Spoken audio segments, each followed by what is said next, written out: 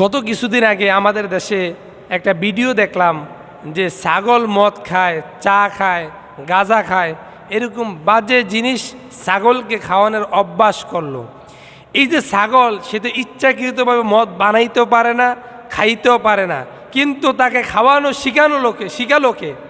সে তো গাঁজা বটতেও পারে না, খাইতেও পারে না, তাহলে তাকে খাওয়ানো শিখাইলো কে? নিশ্চিত কোনো মানুষ শিখিয়েছে। কিন্তু আল্লাহ তাআলা এই মানুষের উপর মদ, গাঁজা, ইয়াবা এরকম যেগুলো নেশা জাতীয় দ্রব্য, এগুলোকে আল্লাহ তাআলা হারাম করেছেন।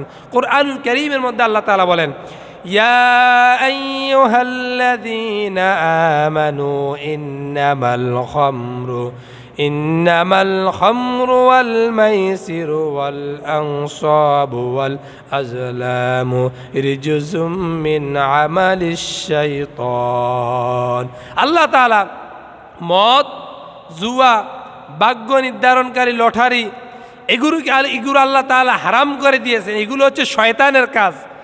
যে ছাগল এই মদ খায়, গাঁজা খায়, এর মধ্যে শয়তান বর করেছে, এই জন্য সে মদও খায়, গাঁজাও খায়।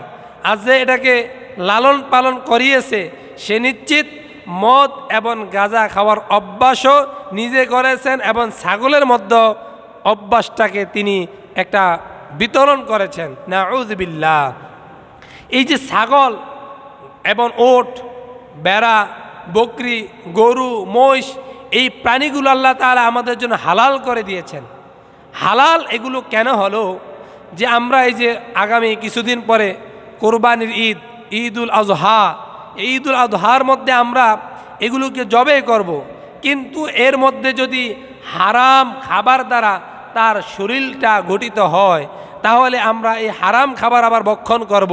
এই মদ, গাঁজা, ইয়াবাওয়ালা ছাগলটাকে জবেহ করব, তাহলে তো ইন্না সলাতি ওয়া নুসুকি ওয়া মাহইয়ায়া ওয়া মামাতি লিল্লাহি রাব্বিল আলামিন, আল্লাহর জন্য হলো না, এটা মানুষের জন্য হলো, শয়তানের জন্য হলো। এই জন্য যারা এই ঘৃণ একটা কাজ করেছেন, ছাগল মদ খায়, ছাগল গাঁজা খায়, ছাগল চা খায়, হারাম খাবার দ্বারা ছাগলদেরকে বদভ্যাস করাইতেছেন, এর জবাব আল্লাহর দরবারে একদিন দিতে হবে। এই জন্য অবশ্যই এই রকম ঘৃণ্য একটা অসামাজিক কাজ থেকে আপনারা বিরত থাকবেন। এরকম কাজ যেন আমাদের সমাজের মধ্যে না হয়, এই জন্য আল্লাহর কাছে পানাহ চাই। এবং যে মানুষ এই কাজ করেছে, তারা হচ্ছে সমাজের মধ্যে সবচাইতে নিকৃষ্ট, সবচাইতে বাজে মানুষ। অন্যথায় এই কাজ তারা কখনো করতে পারে না। যেহেতু আল্লাহ তাআলা বলেছেন, ইয়া আইয়ুহাল্লাযীনা আমানু, ও ঈমানদারেরা শুনে নিয়ে যাও। যারা ঈমানদার, আল্লাহ তাআলা তাদের উপর আদেশ নাজিল করে দিলেন, ইন্না নিশ্চয় আল খামরু, এই যে মদ, ওয়াল মাইসির ওয়াল আনসাবু ওয়াল আজলামু রিজসুম মিন আমালিশ শাইতান, এই যে মদ, জুয়া, প্রতিমার সামনে মাথা নত করা, সেজদা দেওয়া এবং তোমার যেই জিনিসগুলো রয়েছে, এগুলো হচ্ছে তোমাদের জন্য হারাম। এই ভাগ্য নির্ধারণকারী তীর। আজকে দেখা যায় আমরা লটারি ধরি। আজ আমাদের ঈদের দিনে আসলে ছুরি দিয়ে লটারি হয়, বল দিয়ে লটারি হয়, টাকা দিয়ে লটারি হয়, সারা দিয়ে লটারি হয়, বিভিন্ন নামে বেনামে আজ আমরা জুয়ার মধ্যে আমাদের সমাজ আবদ্ধ হয়ে যাচ্ছে। এই সমাজ থেকে আমাদেরকে ভালো সমাজ দিতে হলে জুয়াকে আমাদের বয়কট করতে হবে।